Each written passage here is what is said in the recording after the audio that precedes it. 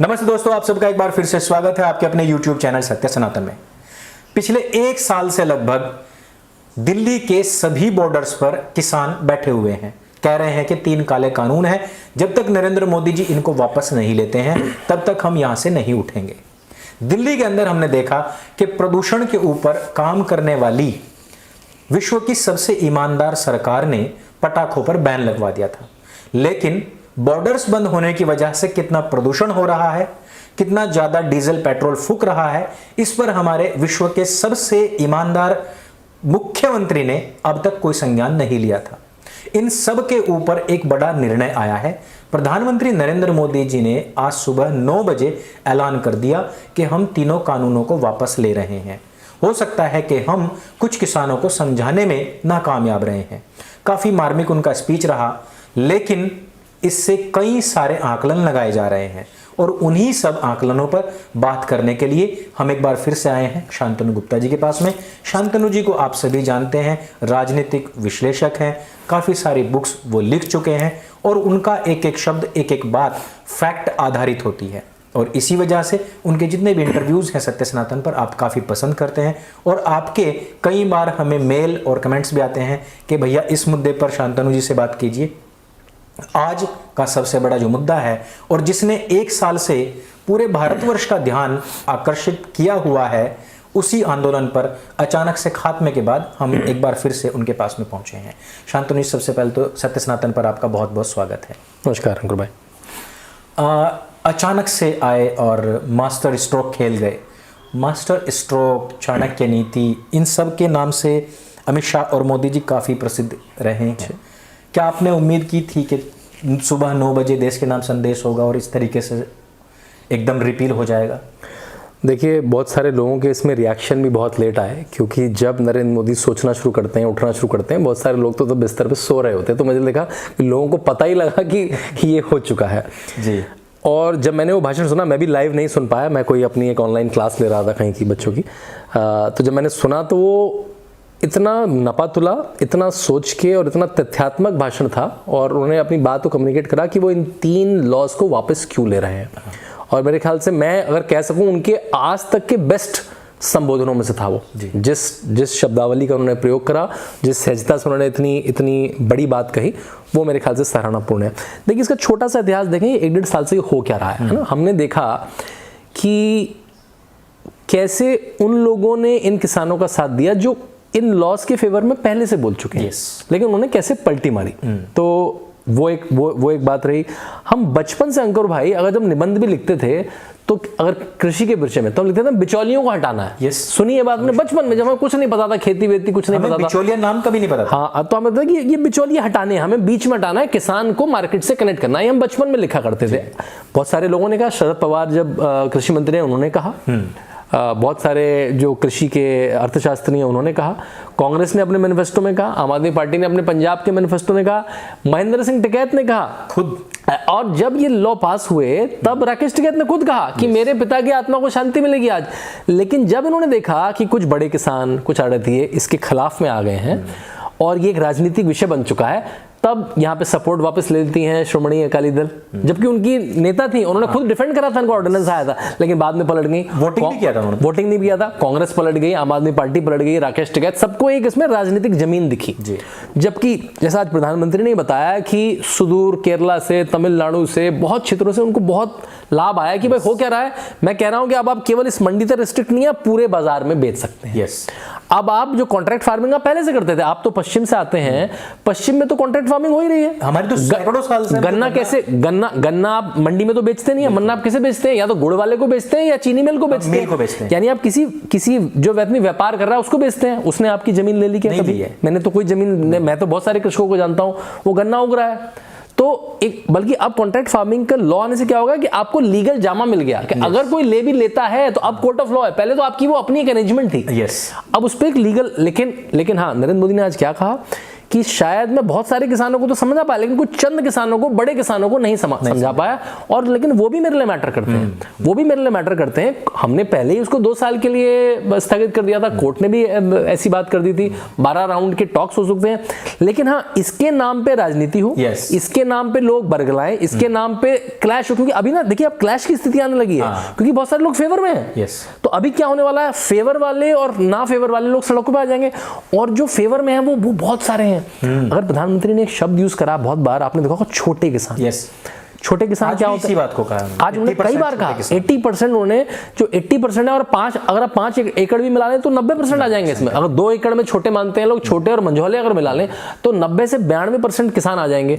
उनको तो फायदा है इसमें, क्योंकि उनकी तो मंडी में चलती नहीं है, वो एक मंडी में वो लेके पहुंच जाते हैं, वहां पे जो मंडी वाला कहते हैं वो करना पड़ता है उनको। यहाँ तो उनके पास ओपन मार्केट है, उनको उनके पास तो सहूलियत थी। अब ज्यादा, जैसे उन्होंने बताया कि इनाम हो गया, अब आप दूसरी मंडी का रेट यहाँ बैठे बैठे अपने मोबाइल पे पता कर सकते हैं। तो अगर आप 200 दे रहे हैं, जैसे हम आपको देखा दुकान पे जाते हैं और देखते थे अमेज़न में तो ये प्राइस मिल रही है, तो प्राइस कम कर देता है ना।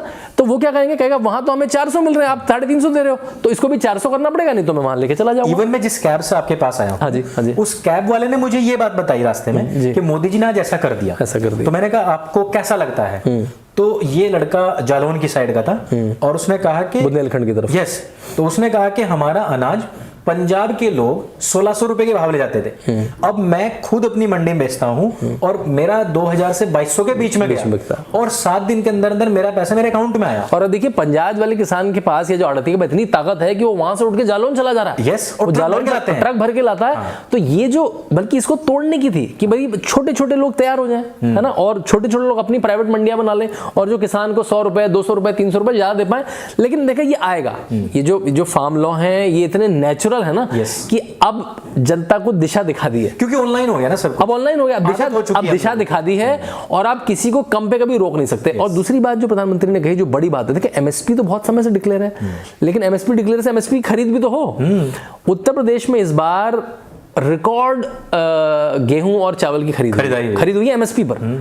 पहले, जैसे मैं आपको एक आंकड़ा देता हूं, गेहूं की खरीद आखिरी साल में अखिलेश की हुई थी 7 लाख मीट्रिक टन, अभी भी 56 लाख मीट्रिक टन, मतलब दुगनी तिगनी चौगनी नहीं, मतलब समझे, पहाड़ा आपको सोचना पड़ेगा कि 56 कितने में आता है। तो करीब 7-8 गुना 8 गुना खेती हो। तो एमएसपी डिक्लेयर करने से कुछ नहीं होता है, केवल एमएसपी पे खरीद भी करनी पड़ती है। तो ये प्रधानमंत्री ने कहा, और पूरे देश में हुआ है। मैं तो आपको उत्तर प्रदेश का आंकड़ा बता रहा हूँ कि कैसे एमएसपी पे खरीद भी बढ़ रही है। नहीं, एक्चुअली आप सोचोगे इतना बड़ा प्रदेश है तो क्या उसमें 7-1 लाख मीट्रिक टन होगा? एक्चुअली तो ये होता था कि पंजाब के, हरियाणा के जो बड़े आड़ती हैं वो सब ले जाते थे, वो खरीद वहां से ट्रक भर भर के ले जाते थे, और यही होता रहा, होता था। और वो अपने नाम पे जाकर के बेचते थे। और अभी भी एफसीआई ने यही कहा है कि आप अपने नाम से जो बेच रहे हो, मुझे जमीन भी दिखा दो। आप इतने हजारों टन मुझे बेच रहे हो, तो आपके नाम तो जमीन एक चवन्नी निकली है, आप मुझे ये गेहूं बेच रहे हो तो वो कहां से है? एफसीआई ने यही कहा, एफसीआई ने, कि भाई जमीन भी दिखाओ। जैसे कि हमारे यहाँ होता है, अगर मेरे पास में 1 एकड़ जमीन है तो मैं ये नहीं कि उसको जाकर 100 क्विंटल गन्ना बेच दूंगा मिल को, वो कहेगा तेरे पास में 1 एकड़ है बेटा, इसमें इतनी होगी, इतना ही दे दे, इतना ही बेच। तो ये सारा लेखा जोखा होता है। तो मुझे नहीं लगता कि कोई किसान नेता इस बात के खिलाफ होगा, बट राकेश टिकैत थे। तो आपको क्या लगता है कि ये राजनीति शुरू होने से पहले ही खत्म? देखिए, राजनीति शुरू होने से पहले तो खत्म उन्होंने अपने आप ही कर दी थी, क्योंकि उन किसान आंदोलनों में हमने देखा था कि जब राकेश टिकैत और किसान यूनियन के अन्य लोग टीवी पे आते तो किस तरह की अभद्र भाषा का इस्तेमाल करते थे। मतलब वो ना तो वो टीवी की तो छोड़ो, मतलब आम व्यवहार में किसी मनुष्य की दूसरे मनुष्य से बात करने की। अच्छा, टिकटॉक ने वैसे वास्तव में दुनिया बहुत खराब कर दी। हाँ, ठीक कह रहे हैं, 30 सेकंड में सब कुछ, हाँ, बक्कल ताड़ देंगे, इसको तोड़ देंगे, इसको देख लेंगे। मतलब ये मेरे ख्याल से कोई भाषा एक किसान की, मेरे किसान की भाषा तो भारत के देश के किसान की भाषा नहीं है। फिर वहां पे क्या क्या हुआ, लोगों के हाथ पैर काटे गए, किसी का रेप हुआ, किसी को पानी डाल के जला दिया गया, वो तो एक तरह से उगाई का धंधा बन गया था। उसमें कुछ लोगों की सही आवाज भी होगी, और प्रधानमंत्री ने यही कहा कि मैं शायद सबको नहीं समझा पाया, मेरी ही तपस्या में कोई कमी रह गई कि मैं सबको नहीं समझ पाया। आप समझ रहे हैं कितनी ग्रेविटी है? प्रधानमंत्री जो विश्व का सबसे लोकप्रिय, सारी रेटिंग में विश्व का सबसे लोकप्रिय प्रधानमंत्री है, वो कह रहा है कि मेरी ही तपस्या में कुछ कमी नहीं हुई, कि मैं कुछ, मतलब ये स्टेट, ये आंदोलन क्या था, 2.5 राज्यों का था, है ना। पंजाब में चुनावी बन गया, हरियाणा में जाट आंदोलन में कन्वर्ट हो गया, और यहाँ पे ये राकेश टिकैत का, जिन्होंने उसको जाट आंदोलन में कन्वर्ट करने की कोशिश करी, खाप का था, एक खाप का। तो मतलब ये 2.5 प्रदेशों के, उसके लिए भी उन्होंने उसको तर्ज दिया और कहा कि हम इसको बेंच पे लगा रहे हैं और कुछ। लेकिन अब लोगों को पता लग गया कि ऐसे भी खरीद फरोख्त हो सकती है, तो लोगों को उन्होंने सिग्नल दे दिया। उन्होंने ज्यादा स्ट्राइक किया क्योंकि वहां कैमरे के सामने जिस तरीके से बेरहमी से पीटा और मारा गया लोगों को, तो वहां से ही पता लग जाता है कि ये आतंकवादी है, आंदोलनकारी तो नहीं है कम से कम। तो हाँ देखिए, आप यहाँ पे स्थिति है, तो मेरे ख्याल से पॉलिटिकल मास्टर स्ट्रोक तो है ही है। वो तो नरेंद्र मोदी, अमित शाह उसके लिए जाने जाते हैं कि वो पहले ही डिस्क्रेडिट हो चुका था किसान आंदोलन, हमने देख चुका था उसमें क्या क्या हो रहा है, उसके नाम पे क्या क्या चल रहा है, एसी टेंट लग के आराम चल रहा है, मतलब वो पिकनिक कैंप बन चुका था। और जो छोटा मोटा भी तर्क था उनके पास, वो भी नरेंद्र मोदी ने उनके हाथ से छीन लिया। तो अब वो क्या कहेंगे, वो कहेंगे जब पार्लियामेंट में पास हो जाएगा तब मैं हटूंगा। ठीक है, तो अब 10 दिन में पार्लियामेंट रहेगी तब उठ जाना। तो जो लोगों को इनकन्वीनियंस हो रही थी, अगर आप इस तरफ गए हो, मतलब गडकरी जी ने इतने बड़े बड़े हाईवे बना दिए और आप इतनी जल्दी हरिद्वार मेरठ पहुंच जाते हैं, लेकिन ये जो आंदोलनकारी सड़क पे बैठ गए यहाँ पर, या फिर आप उधर हरियाणा की तरफ चले तो कितनी दिक्कत होती थी लोगों को। कई बार दिक्कत हुई है, रोहतक जाते हुए, कई बार दिल्ली जाते हुए भी बहुत दिक्कत हुई है। तो यहाँ से निकलते टाइम मैंने हमेशा यही देखा है, और वहाँ लोग जो आसपास के हैं या दूर दराज से आने वाले लोग हैं, वो इनको हमेशा गाली ही देते हैं, उनके मन से इनके लिए हमेशा बददुआएं निकलती हैं। क्योंकि बहुत टाइम के बाद में, कोर्ट के इतने कहने के बाद में तो ये मेरठ के लिए हाईवे निकला था ताकि प्रदूषण कम हो, और इतना बड़ा हाईवे 500 दिन के अंदर अंदर मोदी ने आके इसका उद्घाटन भी कर दिया था। लेकिन अचानक से फिर ये लोग बैठे और 1 साल से पूरी तरीके से बंद है। कई लाख करोड़ रुपए का नुकसान हुआ है। बहुत अब बताते हैं कि तकरीबन 1 लाख लीटर जो ईंधन है वो फालतू जलता है। लोगों को, गरीब लोगों को 10-10 किलोमीटर के फालतू चक्कर लगाने पड़ते हैं जी। और इससे पोल्यूशन कितना होता है, जो एनसीआर का एक बड़ा बहुत दिक्कत है। हाँ, लेकिन मुझे ऐसा लगता है कि जो गरीब लोगों के मजदूरों की मजदूरियां खत्म हुई हैं। जहां पर ये धरना प्रदर्शन कर रहे थे तो वहां पे बड़े बड़े जो बिजनेसमैन हैं, इवन अगर आप देखोगे बहादुरगढ़ के जो व्यापारी थे, उन्होंने मीटिंग की थी और उन्होंने कहा कि हम बिल्कुल रोड पे आ चुके, एक तो कोरोना काल, दूसरे ऊपर इन्होंने ये बंद कर दिया तो हमें ना मजदूर मिल रहे हैं। जो छोटे छोटे मजदूर थे उन्होंने इस बात की शिकायत की कि अब बहुत मुश्किल से पेट पल रहा है। तो ये सारी चीजों को अगर हम देखें, दूसरी तरफ देखें कि प्रधानमंत्री नरेंद्र मोदी अगर आज इसको रिपील भी कर रहे हैं, तो ऐसा लगता है कि एक तरफ तो क्योंकि मामला जमाना काफी ऑनलाइन हो चुका है, हम देख लेते हैं कि कहाँ क्या रेट चल रहा है, तो हम अगर बेचना चाहें तो बेच सकते हैं।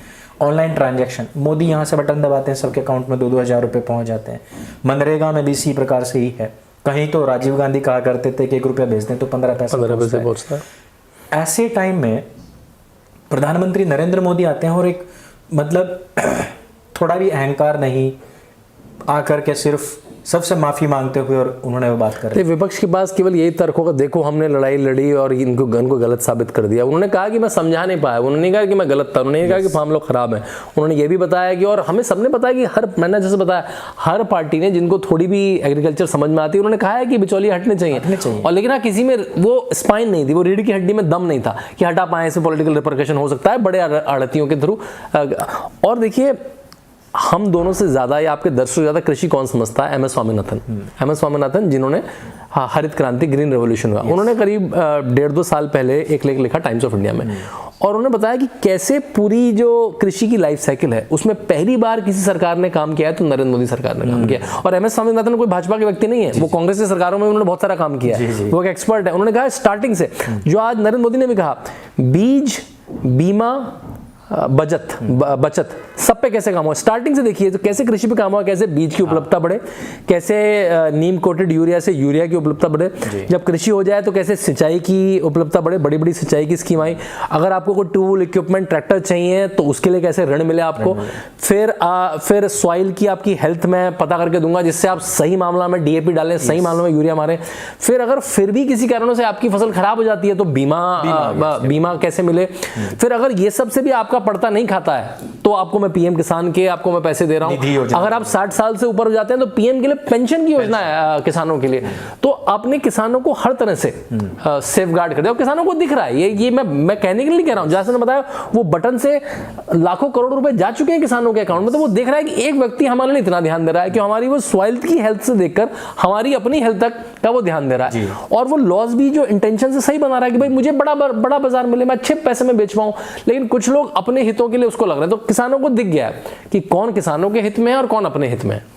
ये कानून अब नहीं आएंगे तो फिर ये कल फिर धरना देंगे कि कानून लाओ, क्योंकि अभी तक 27 साल तक तो टिकैत साहब भी बैठे रहे ना। मैं ये बात कर रहा था कि प्रधानमंत्री इतने बड़े पद पे होते हुए, पूरे विश्व के सबसे विश्व प्रसिद्ध और सबसे मनपसंद नेता होते हुए एकदम आते हैं सहजता और शालीनता के साथ में लोगों से बात करते हैं। दूसरी तरफ 2 बार अपनी जमानत जब्त करवाने वाला व्यक्ति फिर भी वही अहंकार, बक्कल उतार देंगे, ये उतार देंगे, वो उतार देंगे। मैं अभी पूर्व में गया था उत्तर प्रदेश में, जहां टिकैत को कोई जानता तक नहीं है। हमने काफ़ी चुनावी एनालिसिस लिए हैं, तो वहाँ किसानों का कोई इस तरीके का कोई मुद्दा ही नहीं है। वहाँ के किसान बल्कि काफ़ी खुश हैं कि अब सीधे सीधे हम ऑनलाइन मंडी ये सब कर सकते हैं। क्या लगता है कि छोटी नाली जल्दी उफनती है और समुद्र में कभी उफान नहीं आता? इस कहावत को हम यहाँ सेट कर सकते हैं। आज जो 16-16.5 मिनट का जो उद्बोधन दिया नरेंद्र मोदी से, वो देश में जो भी सामाजिक राजनीतिक काम करना चाहता है उसके लिए एक सीख है जी। कि मैं तो, उन्होंने बताया कि मैं तो मेहनत से काम कर रहा हूँ, मेरे मन में कोई चोर नहीं है। मैंने बीज से लेकर बीमा से लेकर सॉइल हेल्थ कार्ड से लेकर सब कुछ जो किसानों के लिए हो सकता है किया। मैंने ये कृषि कानून भी इसलिए बनाया जिससे किसान समृद्ध हो चुके हैं, बहुत सारे किसानों का मुझे समर्थन भी मिला। लेकिन आज भी मुझे ऐसा लगता है, प्रधानमंत्री ने कहा, मुझे ऐसा लगता है कि मेरी तपस्या में शायद थोड़ी कमी आ गई। मैंने कई राउंड की बात करी उनसे, लेकिन फिर भी मैं उनको समझा नहीं पाया। तो अभी मैं इनको इन लॉज को रिपील करता हूं और मेरे ख्याल से जब मैं समझा पाऊंगा, इन्होंने बोला नहीं लेकिन ये उसमें इम्प्लाइड है। But I think Modi ji क्योंकि टाइम से आगे सोचते होंगे शायद, क्योंकि किसी ने सोचा नहीं था कि इतना ऑनलाइन ट्रांजैक्शन होगा। आज हम विश्व में नंबर 1 हैं। तो क्योंकि वो इतना आगे तक का सोच रहा है इंसान, तो हो सकता है कि जो अभी हम बात करेंगे IAS के बारे में, एक सूर्य प्रताप सिंह, तो जिस तरीके से उनका माइंड उस लेवल तक नहीं पहुंच पाया, तो शायद हो सकता है कि बिल्कुल। तो उन्होंने कहा कि शायद मार्केट ही ऐसा चेंज हो जाएगा, तो शायद ऐसे लॉ की जरूरत ही ना पड़े। मतलब उन्होंने लोगों के दिमाग में इतनी तरह से पास कर दिया है कि भाई ऐसे भी आप व्यापार कर सकते हैं। जैसे मैं आपको एक छोटा सा उदाहरण देता हूं, जब डिमोनेटाइजेशन हुआ और नरेंद्र मोदी ने कहा कि अब सब POS machine, electronic, digital payment कर पाएंगे, तो पार्लियामेंट में खड़े होकर हार्वर्ड के पढ़े पी चिदम्बरम ने मजाक बनाई कि वो 7.5 रुपए के जब आलू खरीदेंगे, टमाटर खरीदेंगे, 7.5 रुपए भेजेंगे क्या? और मैंने उसके अभी 20 दिन पहले रिपोर्ट आई है कि इंडिया में रिकॉर्ड ऑनलाइन ट्रांजैक्शन हुआ है। आप गांव में भी चले जाइए तो आपको वहां पे पेटीएम का, गूगल पे का, आपको रुपए पे का कार्ड मिलेगा। आप 7 रुपए, 5 रुपए, 50 पैसे भी आप ऑनलाइन दे सकते हैं। तो जो हार्वर्ड वाला नहीं कर पाया, वो एक हार्ड वर्किंग प्राइम मिनिस्टर ने करके दिखा दिया। तो उन्होंने मखौल बनाया था कि आप 7.5 रुपए कैसे देंगे? आप निकल जाइए, आप नोएडा में निकल जाइए, गाँव में निकल जाइए, आपको हर जगह QR कोड दिखेंगे। मैं तो रेडियो पे चलने वाला जो होता है, दिया भी मैंने खरीदे दीपावली के लिए, बिल्कुल उसने लगाया हुआ था, वो सबने लगा रखा है। तो जो मैं कह रहा हूं, जो कुछ सालों पहले उपहास बनाया गया था, वो भारत के लोगों का भी उपहास था कि भारत के लोगों को टेक्नोलॉजी नहीं आती, वो तो बस मुझे आती है, पी चिदम्बरम को आती है टेक्नोलॉजी, बाकी ये गरीब लोगों को क्या। इन लोगों को ना अपनी पढ़ाई का दम आ गया। देखो पढ़ाई भी, मैं पढ़ाई की बुराई नहीं कर रहा हूं, मैं हार्वर्ड जाने की बुराई नहीं कर रहा हूं, लेकिन उसका दम बना कि मुझे आता है सब। गरीब 7.5 रुपए कैसे देंगे आप उसको? तो नरेंद्र मोदी ने करके दिखा दिया। अब हर आदमी मोबाइल से, मतलब कितनी बार होता है जेब में वॉलेट, पर्स नहीं होता, अगर आप पूरी शॉपिंग करके आ जाते हैं। और मैं ये बड़े इलाकों में नहीं, छोटे इलाकों में कह रहा हूँ कि आप ऑनलाइन पे करके आ सकते हैं। तो जो व्यवस्थाएं चेंज हो रही है, जितनी रैपिडली हो रही हैं, मतलब बहुत सारे लोग 20 साल पुरानी व्यवस्था में हैं और यहाँ गति बहुत आ चुकी है, मिनटों में तकनीक चेंज हो रही है।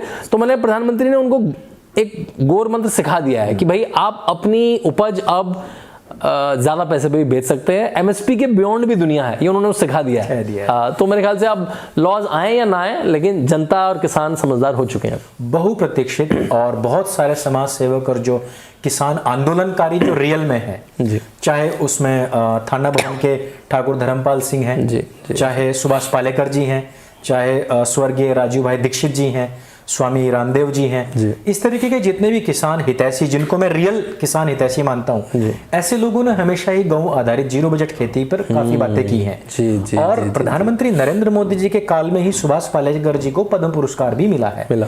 और उसी 0 बजट खेती का आज एक छोटा सा गुफा, हाँ वो नहीं, वो बहुत इंपॉर्टेंट बात है। वो धीरे से निकल गई शायद इतनी बड़ी बात में, क्योंकि यहाँ पे जो फार्म लॉज रिपील करे गए वो बड़ा टॉपिक है। वो उन्होंने अंत की तरफ बोला कि कई सारे नाम लिए, उन्होंने कहा 0 बजट खेती पे फोकस होगा और उस पर अनुदान दिए जाएंगे, उस पर रिसर्च होगी। तो 0 बजट खेती, मेरे ख्याल से जितनी मेरी जानकारी है, आपका उस पर अनुसंधान है, आपको डिटेल में वीडियो बनाना चाहिए। मेरी जितनी जानकारी है कि 0 बजट खेती के कई सारे लाभ हैं। 2-3 लाभ जो मुझे दिखते हैं, सबसे पहले वो बहुत ज्यादा प्राकृतिक है, तो ऑर्गेनिक है। तो जो आजकल हमें लगता है जो पंजाब की धरती बिल्कुल कैंसरस हो गई है और वहाँ पे कीटनाशक का प्रयोग, फर्टिलाइजर का प्रयोग इतना ज़्यादा हो गया है कि बस लगता है वही खेती है, तो उससे बचाव मिलेगी। इससे गौ संवर्धन, ऐसी जो गौ जो दुधारू नहीं बची है उसके गोबर से मूत्र का इस्तेमाल करा जाएगा। और क्योंकि ऑर्गेनिक सब्जियां और ऑर्गेनिक जो हैं उनके रेट ज़्यादा हैं, बहुत ज़्यादा है, अर्बन मार्केट में 1.5 गुना 2 गुना ज़्यादा है, तो किसान जो कहते हैं ना इनकम दुगनी करना, वो रेट ज़्यादा ले पाएगा। तो अगर हम अगले 5 साल में, 10 साल में भारत भारत की पूरी खेती को ऑर्गेनिक कर पाए, उसको जीरो बजट कर पाए। तो जो सबसे बड़ी जो लागत है, कहते हैं लागत के मूल्य का इतना मिले। जब आपने घर में 5 गाय 10 गाय जितनी भी आपकी जोत है उसके अनुपात में आपने गाय रख ली है, तो उसका गोबर और उसके मूत्र से ही आपको फर्टिलाइजर और पेस्टिसाइड दोनों मिल जाएगा। तो आपकी जो मेन कॉस्ट है आपकी फर्टिलाइजर और पेस्टिसाइड की, वो तो आपकी जीरो हो गई। तो इसलिए इसको जीरो बजट मेरे ख्याल से कहा जाता है। लेकिन आप जो आपने बड़े बड़े नाम लिए उनके पास जाके अगर आप एक शो कर पाए, बिल्कुल मेरे ख्याल से, तो वो जनता के लिए जीरो बजट जो नरेंद्र मोदी जी ने आज एक की मंत्र दिया है, ऐसी बातें देखिए कभी कोई राजनेता नहीं सुनता था, कहता था ये एक्सपर्ट्स की बातें हुआ करती थी, लेकिन इन्होंने बात कह दी। अब मेरे ख्याल से सब लोग इस पे चकित होंगे कि भाई क्या है जीरो बजट खेती।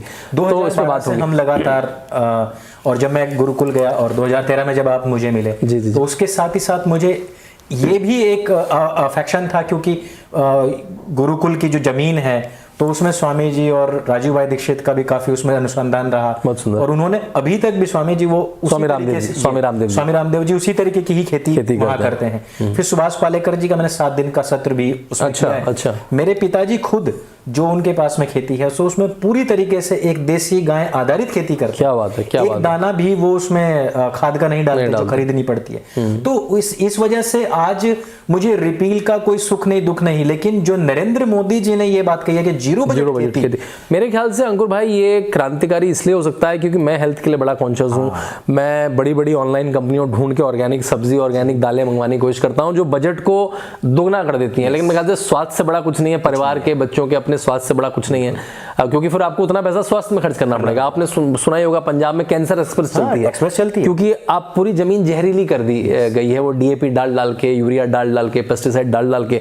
अगर हम उसमें परिवर्तित हो गए, हमारा देश जीरो बजट खेती, तो उसमें गाय का संवर्धन होगा, हम एक अच्छा भोजन कर पाएंगे और उपज भी ज्यादा ले पाएंगे और हम एक हेल्दी पॉपुलेशन क्रिएट कर पाएंगे। तो मेरे ख्याल से आपने ठीक कहा, बहुत सारे लोग शायद इस फैक्ट को मिस कर जाएंगे क्योंकि लोग फार्म लॉ राजनीतिक मुद्दों पर रहेंगे।